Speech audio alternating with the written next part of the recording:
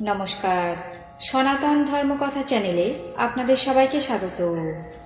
আজ চৈত্র মাসের 30 তারিখ মঙ্গলবার। আজ সংক্রান্তি। শ্রী শ্রী চড়ক পূজা এবং চড়ক মেলা। মহাভারতের সভা পর্বের 22তম অধ্যায়ে ভীমের সঙ্গে জরাসন্ধের যুদ্ধ পর্ব শুরু করব।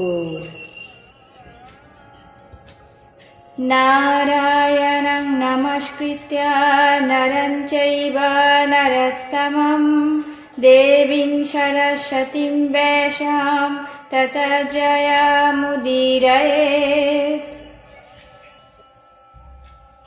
জরাসন্ধ ভীমের সঙ্গে যুদ্ধ করতে চাইলেন।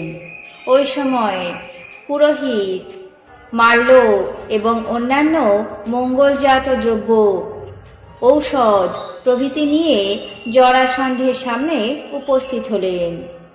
মহারাজ জরাসন্ধ যশস্বী ব্রাহ্মণদের দ্বারা কৃত সস্তায়ন হয়ে ক্ষাত্র ধর্ম অনুসারে বর্ম পরিধান করে এবং কিরীট পরিত্যাগ করে কেশ বর্ধন করে বেগবান সমুদ্রের মতো ভীমকে বললেন, হে ভীম, এসো, তোমার সঙ্গে যুদ্ধ করব। মহাতেজা জরাসন্ধ ভীমকে এই কথা বলে বলাসুর যেমন ইন্দ্রকে আক্রমণ করেছিল তেমনি বৃকোদর ভীমকে আক্রমণ করলেন। মহাবল পরাক্রান্ত ভীমও কৃষ্ণের সঙ্গে মন্ত্রণা করে এবং তার দ্বারা কৃত সস্তায়ন হয়ে যুদ্ধের অভিলাষে জরাসন্ধের সামনে গমন করলেন। এইভাবে সেই দুই নরশ্রেষ্ঠ বীর পুরুষ পরস্পর নিজ নিজ বল অবলম্বন করে যুদ্ধে অবতীর্ণ হলেন। প্রথমেই তারা মল্লযুদ্ধ শুরু করল। পরে চিত্রহস্ত বন্ধন করে পরস্পর ললাটে এমন আঘাত করতে লাগলেন যে ললাট থেকে অগ্নিস্ফুলিঙ্গ নির্গত হতে লাগলো এবং ঘোরতর শব্দ হওয়াতে মনে হতে লাগলো যেন বজ্রাঘাত হচ্ছে। তারপর বহু পাশ বন্ধন করে পরস্পর পরস্পরের মস্তকে আঘাত করে সিংহের মতো গর্জন করতে লাগলো। ঋষি বৈশম্পায়ন বললেন, হে মহারাজ, তখন যাবতীয় পুরবাসী ব্রাহ্মণ, ক্ষত্রিয়, বৈশ্য, শূদ্র, বনিতা এবং বৃদ্ধগণ তাদের সংগ্রাম দেখতে সেখানে উপস্থিত হলেন। যুদ্ধক্ষেত্র জনতার দ্বারা পরিপূর্ণ হয়ে উঠল। মহাবীর জরাসন্ধ এবং ভীম পরস্পর পরস্পরকে নিগ্রহ এবং প্রহারের দ্বারা ভীষণ বাহুযুদ্ধ আরম্ভ করলেন। দুজনেই জয়ের আকাঙ্ক্ষী, পরম প্রহিষ্ট, মহাবল পরাক্রান্ত দুই বীর পুরুষ পরস্পর পরস্পরের ছিদ্র অনুসন্ধান করতে লাগলেন। দুই বীরের বেত্রাসুর এবং ইন্দ্রের মতো তুমুল সংগ্রাম হতে লাগল। তারা আকর্ষণ এবং বিকর্ষণের দ্বারা পরস্পরকে আক্রমণ করে জানু দ্বারা আঘাত করতে লাগলেন। তারপর কঠোর শব্দে ভৎসনা করে প্রস্তরের আঘাতের মতো মুষ্টি প্রহারে অভিঘাত করতে লাগলেন।